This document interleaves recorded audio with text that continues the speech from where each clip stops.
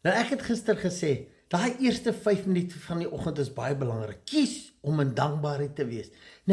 Fokus regtig, maak jou oë toe, weg van 'n selfoon, weg van enigiets en kies net om dankie te sê.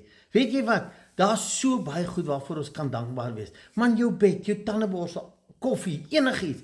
En weet jy wat, dit gaan nie oor die tandeborsel nie, dit gaan nie oor die bed nie, dit gaan nie oor die koffie nie, ja, ons is daarvoor ook dankbaar, maar dit gaan oor, jy sit jou hele denke, jy sit jou hele liggaam, want elke gedagte skei 'n chemiese stof in ons liggaam af, so jy sit jou hele liggaam in 'n staat van dankbaarheid, en dit word jou frekwensie wat jy uitstuur, en dit is, dit wat jy uitstuur kom terug. So ek wil vir jou sê, beoefen dit. Ja, 5 minute is uiters belangrik. Maar weet jy hoe fantasties is dit as ons dit meer as net die 5 minute kan doen? Soveel as moontlik deur die dag. Jou lewe kan nooit dieselfde bly nie.